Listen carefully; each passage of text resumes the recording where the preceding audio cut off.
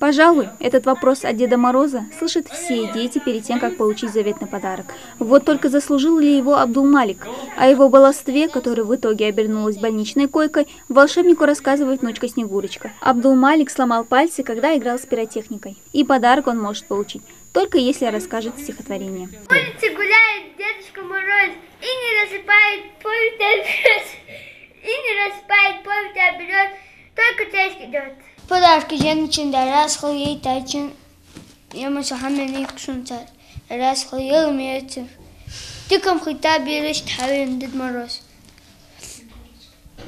Снегурочка и Дед Мороз очень мали самые укус. Мои родные, с наступающим Новым годом вас! Кроме отделения детской хирургии, сказочные герои заглянули еще и в кардиологию и неврологию. Неожиданных гостей дети встречают с искренней радостью, а получив подарки, каждому не терпится узнать, что же внутри. Особенно же Жаннати Тутаевой. Мне очень понравилось, что неожиданно вот так пришел Дед Мороз. Этот праздник непростой, он наполнен добротой. Если пожелаешь ты, он исполнит все мечты. Кто-то явно хорошо подготовился ко встрече с Дедом Морозом и заучил стихи. Впрочем, без подарков здесь не оставляет никого. В глазах сначала удивление, а на лице растерянная улыбка. В больнице никто не ожидал, что сегодня к ним заглянут зимние волшебники. Дети очень рады, они любят сладости. Это внимание, которое сегодня было уделено нашим детям. Такие мероприятия, я считаю, что их нужно проводить чаще. Они радуются.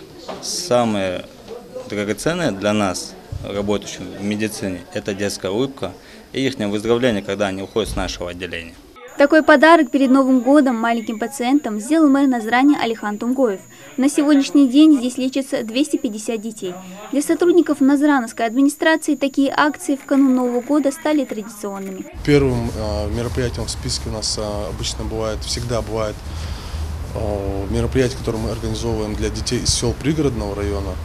Потом поздравляем детей детского реабилитационного центра, лесной школы, санаторной в Галашках, детей из семей, малообеспеченных семей, детей, сирот, инвалидов.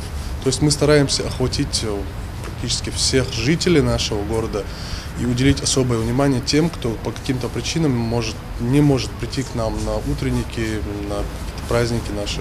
В городской администрации планируют обрадовать перед Новым годом около 16 тысяч детей. Кто-то же получил свой подарок от мэра, а кому-то Дед Мороз со Снегурочкой сейчас спешат постучать в дверь. Дана Плиева, Рахман Цуров, Новости 24.